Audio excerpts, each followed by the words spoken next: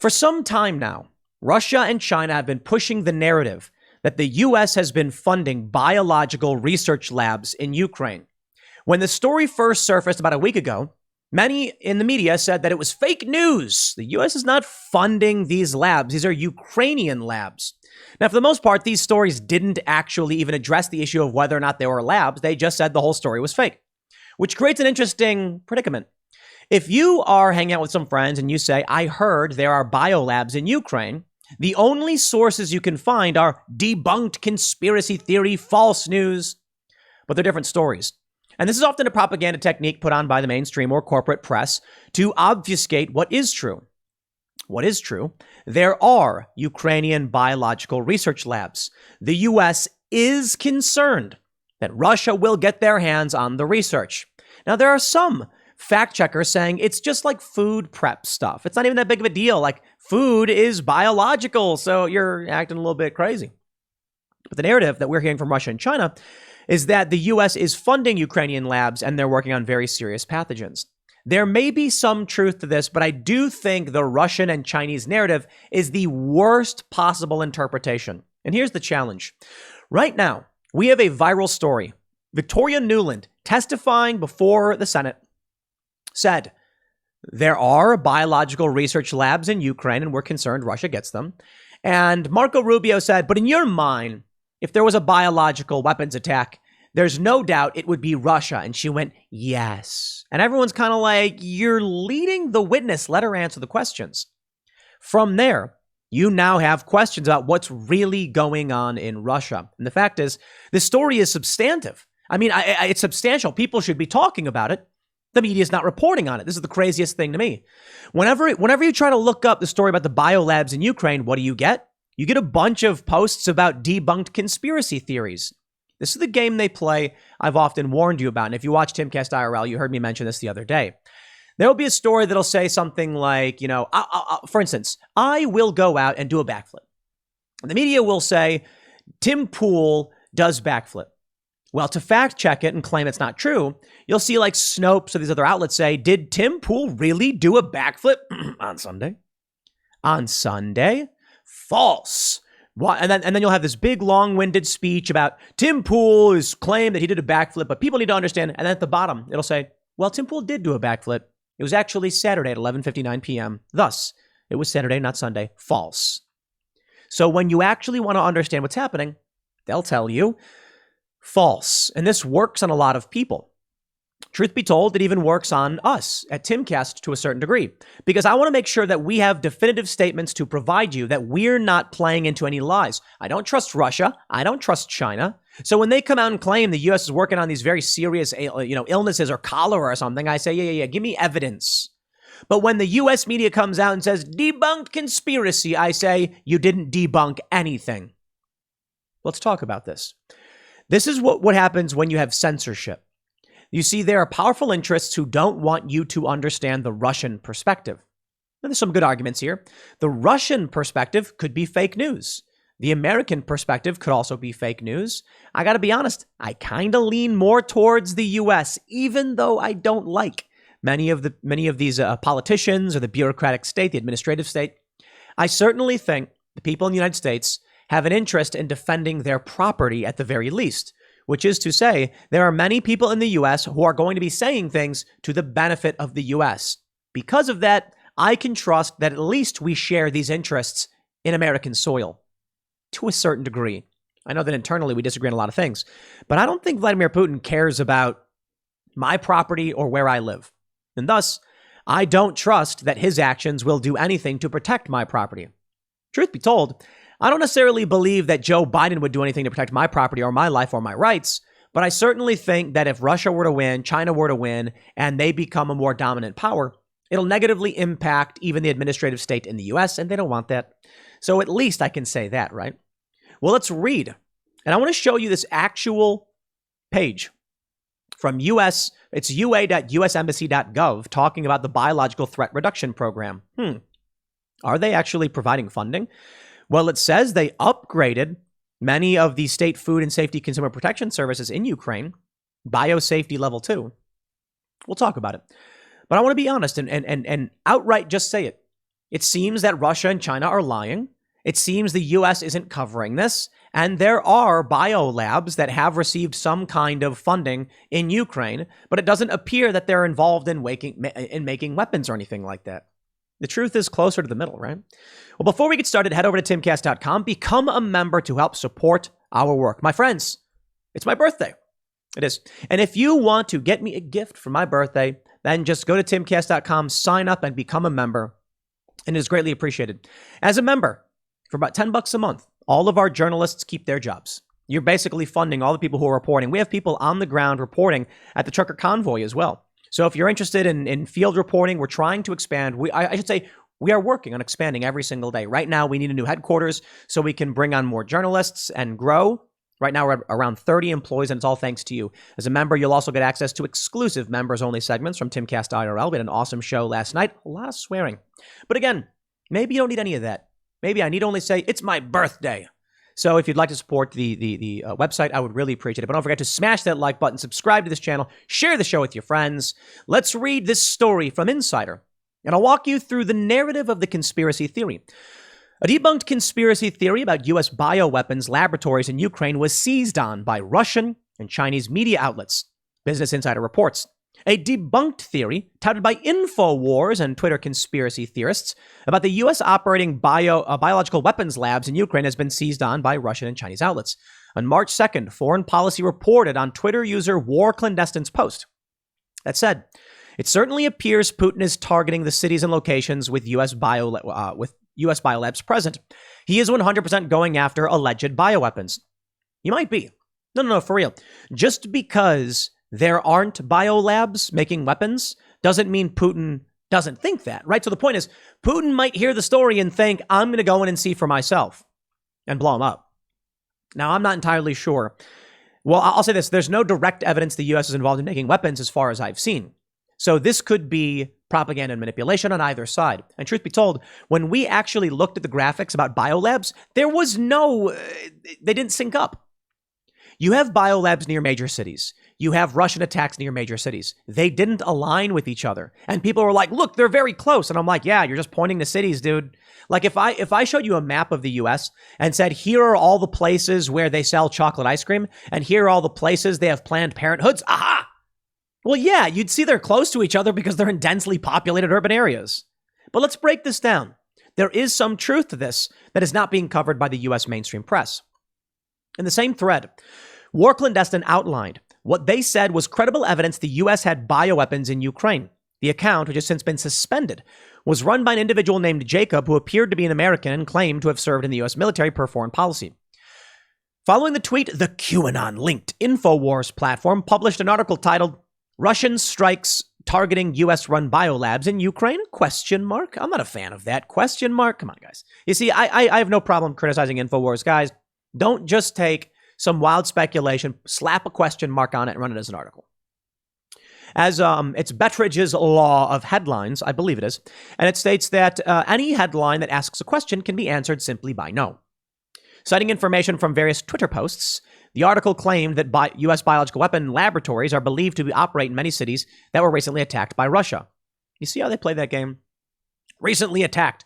Yes, Russia attacked major cities. What if they said these major cities had bakeries? What if they said that they had like steel refineries or something? You'd be like, oh, they're going after their weapons. Don't bring me that speculation. But, I also have some criticism for Business Insider as well. The QAnon-linked InfoWars. I'm pretty sure Alex Jones slammed QAnon and a lot of these people and said that they were wrong and they were crazy. So you want to QAnon-linked. What does it even mean? No, seriously, what does it mean? It's meaningless, silly games. Here's the latest news from Reuters. Russia says U.S. has biolabs with plague and anthrax in Ukraine. U.S. calls claim absurd. Now, we had a super chat the other night. Someone said, Ukraine is the only country to get poorer since the fall of the Soviet Union, and you think they're running these biolabs on their own? It's an interesting point, but I got to be honest. You need hard evidence. And I also have to be brutally truthful. It's going to be impossible or nigh impossible to actually get evidence of any of these claims. I mean, we're talking about military installations. Like, if these are actually making bioweapons, we're talking about military applications. You think they're going to allow these leaks? Now, maybe at some point evidence comes out. I don't know. Maybe Russia actually seizes these labs, and then this debunked conspiracy turns into a fact only 6 months later. Because that seems to be what's happening in the United States. You'll see a story and it turns out to be a hoax. Right now, you got that parental education rights bill in Florida, and the left is claiming you can't say gay, which is a complete and total hoax. Just like Covington, just like Hands Up, Don't Shoot, just like Jussie Smollett. They've lost all credibility. Am I going to believe them on this one? I'm not. Truth be told, I'm not going to believe Russia or China either. I don't like those guys. They're going to say, Russian Foreign Ministry spokeswoman Maria Zakharova said evidence of the alleged program had been uncovered by Russia during what it calls its military operation in Ukraine, which its forces invaded on February 24th. We get it. A Ukrainian presidential spokesperson said Ukraine strictly denies any such allegation. In response to earlier Russian allegations about the purported military biological program in Ukraine, a Pentagon spokesman said on Tuesday this absurd Russian misinformation is patently false. Zakharova said Russia had documents showing the Ukraine Health Ministry had ordered the destruction of samples of plague, cholera, anthrax, and other pathogens on February 24th.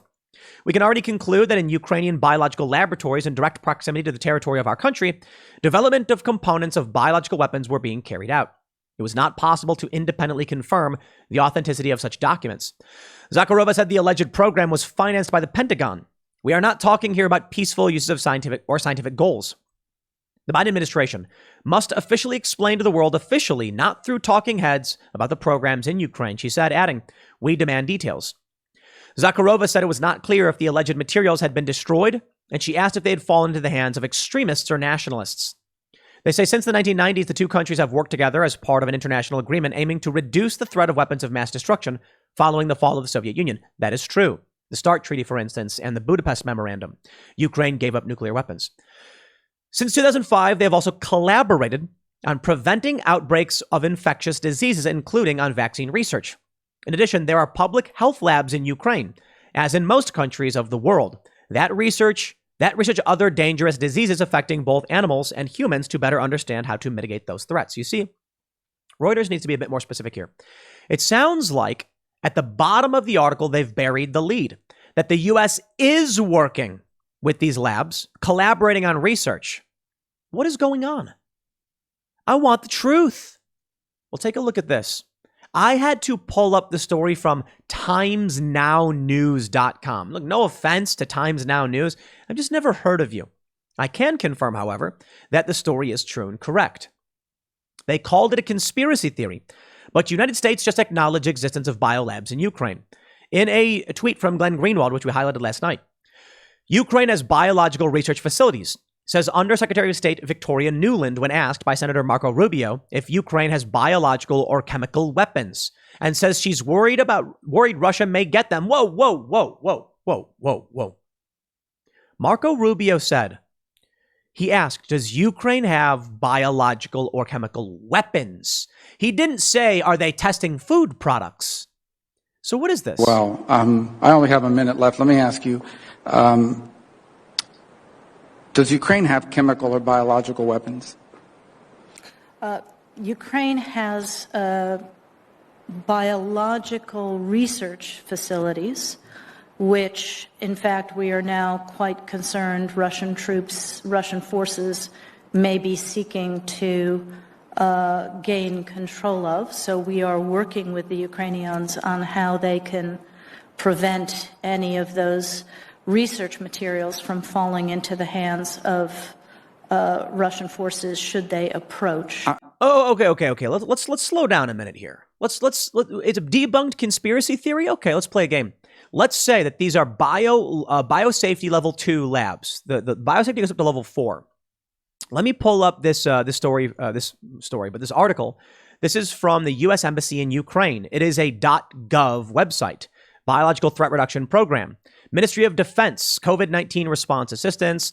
They say on April 11th, 2020, President Zelensky visited the SED unit in Pokrovskoye City, Donetsk Oblast, and familiarized himself with the capabilities of the mobile laboratories to help military and civilian people during the COVID-19 pandemic. Okay, maybe that's just COVID-19 stuff. Laboratory construction.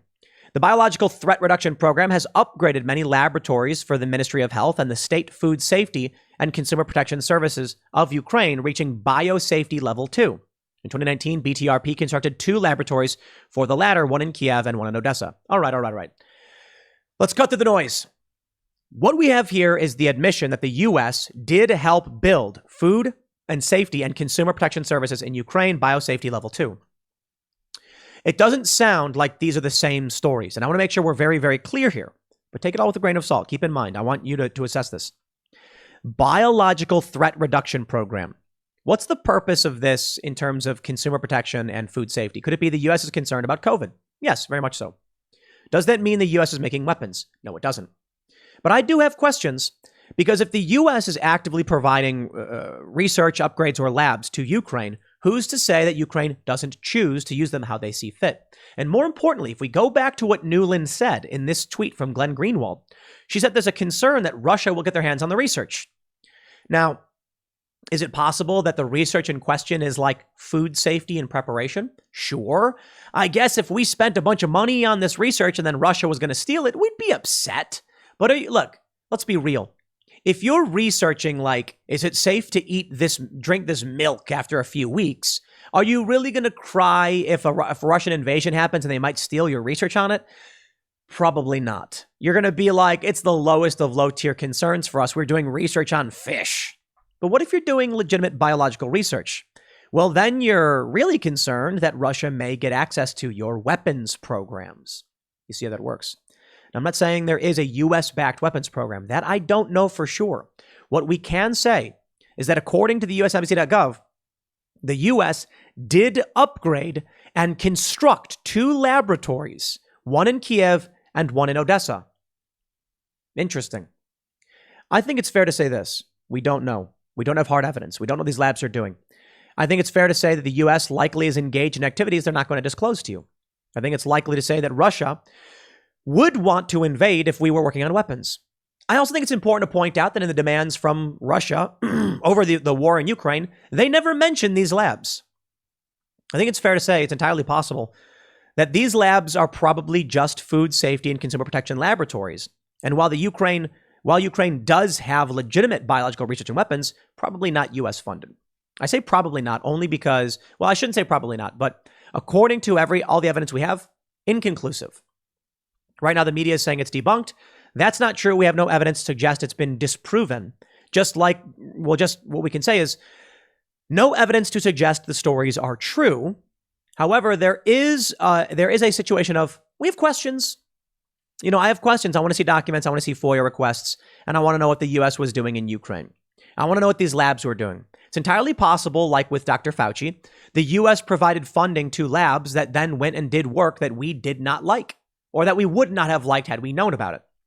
Right? So the U.S. banned gain-of-function research. Fauci gave funding to EcoHealth Alliance. EcoHealth Alliance engaged in gain-of-function research, and then Fauci denied it. I don't believe it. I think there's a lot of BS here. Active research projects. They say the Biological Threat Reduction Program supports many collaborative research projects through which Ukraine and American scientists work together. A few examples: risk assessment of selected avian EDPs potentially carried by migratory birds over Ukraine. Now, let me just hold on. If the U.S. and Ukraine are working together in these biolabs to assess pathogens, doesn't that mean these biolabs have diseases there? Maybe Russia is taking the worst possible interpretation, in China as well. But maybe the U.S. just lying about it. Prevalence of Crimean Congo hemorrhagic fever virus and hantavirus in Ukraine, and the potential requirement for differential diagnosis of suspect leptospirosis patients. Okay, slow down there a minute. If you're doing research on Congo hemorrhagic fever and hantaviruses, wouldn't you have those viruses in the lab? How else would you research them if you didn't? The spread of African swine fever in domestic pigs and wild boars. ASF biosurveillance and ASF regional risk assessment, a field to plate survey. Okay, maybe what we have here is the U.S. is investigating and researching biological pathogens. So just try and keep the language simmered down. Russia's claiming they're doing it for weapon purposes. Maybe they're not. Maybe they're not. That's Russia in a war trying to make the U.S. look bad. It could just be that the U.S. is researching these things to better understand them. Call it what you want, man. I don't see evidence of weaponization. I just see food and safety, but I have to wonder why the media is not covering it. That I find to be one of the most interesting factors here. Now, we have the story from USA Today, Inside America's Secretive BioLabs from 2015. Vials of bioterror bacteria have gone missing. Lab mice infected with deadly viruses have escaped, and wild rodents have been found making nests with research waste. Cattle infected in the university's vaccine experiments were repeatedly sent to slaughter, and their meat sold for human consumption. Gear meant to protect lab workers from lethal viruses such as Ebola and bird flu has failed repeatedly. A USA Today network investigation reveals that hundreds of lab mistakes, safety violations, and near-miss incidents have occurred in biological laboratories coast to coast in recent years, putting scientists, their colleagues, and sometimes even the public at risk. Well, there you go. Why is USA Today investigating this back in 2015? Could they see the future? This story would probably never get written today. But of course, it's true. I mean, we know a lot about these stories. Biosafety level 4 labs. I have questions about what's happening in Ukraine with these biolabs. I would simply say that because Putin has not used them as leverage, they're probably not a factor, and it's probably manipulation. It's probably Russian propaganda. I mean, this time I mean it. Could also be that Russia is trying to deflect the narrative to keep people from thinking they're going after the biolabs when they really are. It would explain such aggressive action in the country, invading Kharkiv and going into Kiev, because they want more than just the eastern region, perhaps. Or perhaps it's just a distraction, an excuse to demoralize Americans, to convince them that it's not, nothing untoward is happening, or to convince Americans that, or I should say, on the part of the mainstream media, to convince Americans that everything's on the level and we're fine, and on the part of the Russians to try and trick Americans into thinking that they're doing nefarious things. I don't know. You decide for yourself. In the meantime, let's talk about where we're at in this war. Russia is set to default on its debts imminently as sanctions smash the country's economy, Fitch Ratings warns. It's going to ripple. It's going to hit everything. You're going to feel it. They say as of the morning of March 9th, $1 was equal to 133 Russian rubles. Before the invasion, it was 84 rubles to $1. So that means for those that are living in Russia, it's becoming harder and harder to pay for imports. Goods that come in from outside the country and likely fuels. However, Russia has a lot of fuel because they're mostly energy independent, so they don't need to worry about this all that much. They don't need to worry about using the petrodollar to buy. They're just going to use their own oil.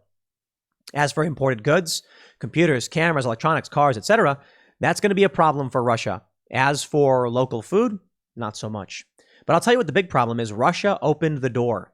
They opened the door to big corporations. Coca-Cola and PepsiCo join boycott, cease operations in Russia. Brands including McDonald's, Starbucks, Netflix, and Apple have all stopped offering their products in Russia, something that many argue hurts average Russians more than Vladimir Putin. It's true. If Vladimir Putin wants a Big Mac, he's getting a Big Mac. No joke. Vladimir Putin can look to his, ranking officer and say, I want a number one meal from McDonald's. Go make it happen. And you know what'll happen? Let me tell you. You've got McDonald's in Russia. You got tons of them. They're shutting down. What'll happen is these military guys can simply go to the building, break it open, and say, make the burger. Maybe there's nobody there because they've shut down. They can make the burger. More importantly, they can order it in a neighboring country. They can order a burger from Ukraine and put it on a private plane and fly it to Vladimir Putin if he really wanted to. Things like this don't happen, though, because it's ridiculous. Because in reality, who really cares?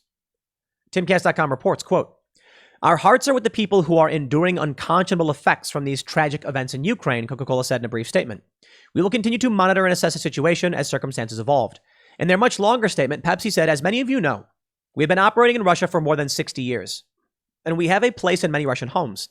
Pepsi Cola entered the market at the height of the Cold War and helped create common ground between the U.S. and the Soviet Union. However, given the horrific events occurring in Ukraine, we are announcing the suspension of the sale of Pepsi Cola and our global beverage brands in Russia, including 7-Up and Mirinda. We will also be suspending capital investments and all advertising and promotional activities in Russia.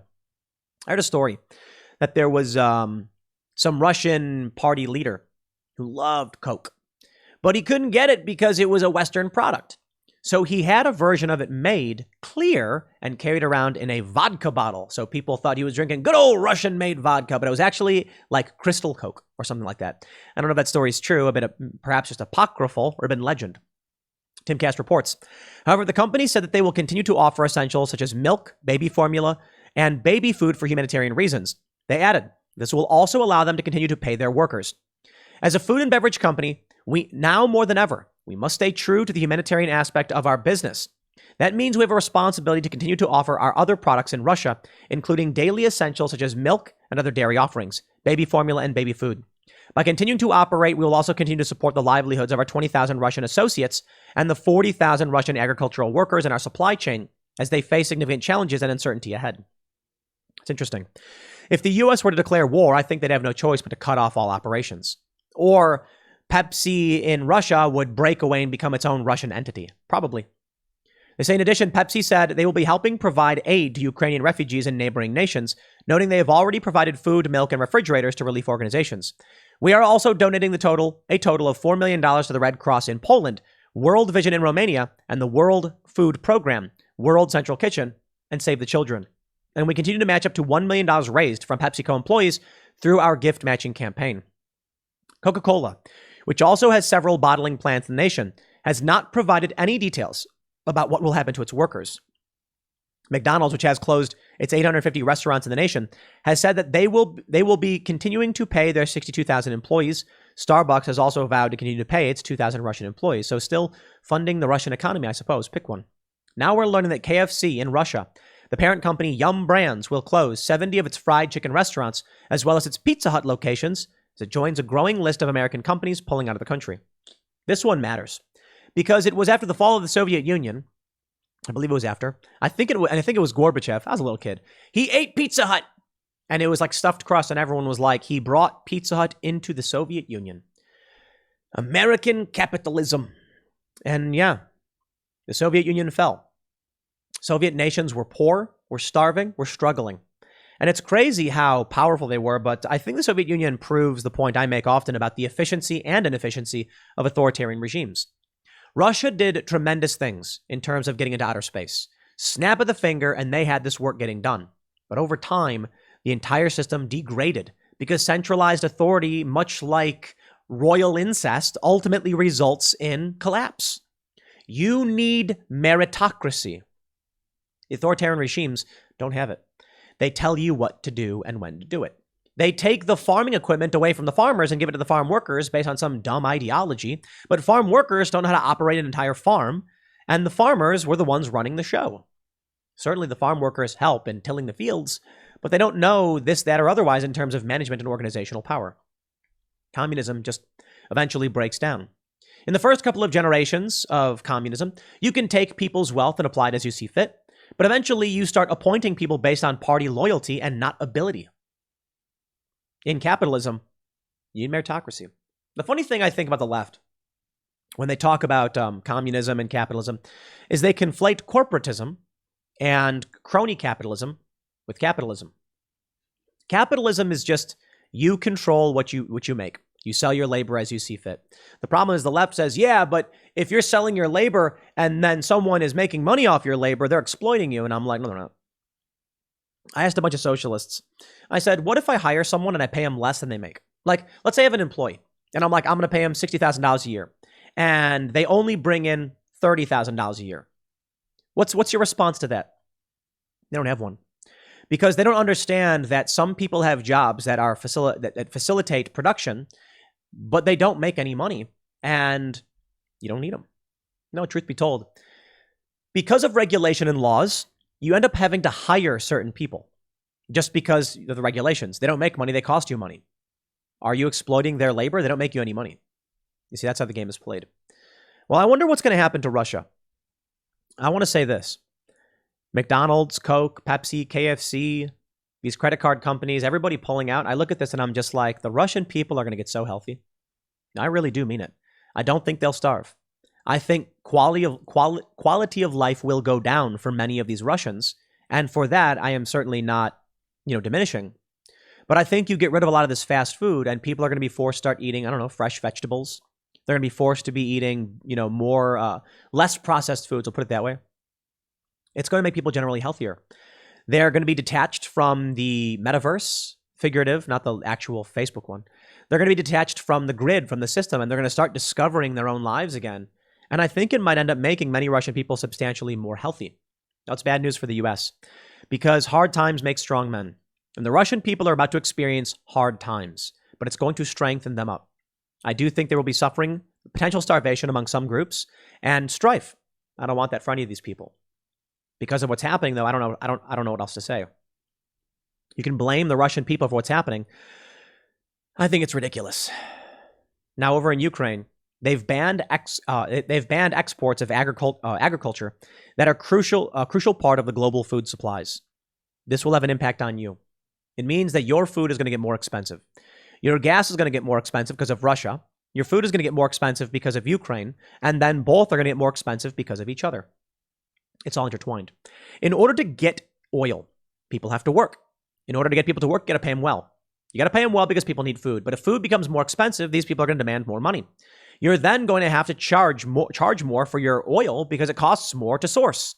Then because the oil costs more, it's harder to transport goods. And thus, the cycle begins. I don't know where we're headed, but it does feel like things may be getting worse. I don't know, though. I truth be told, in the past couple of days, it feels pretty stagnant. The question is, what is true? That's the hardest thing to understand, and I don't know. Hopefully, this video was informative enough for you to decide for yourself, and I'll leave it there.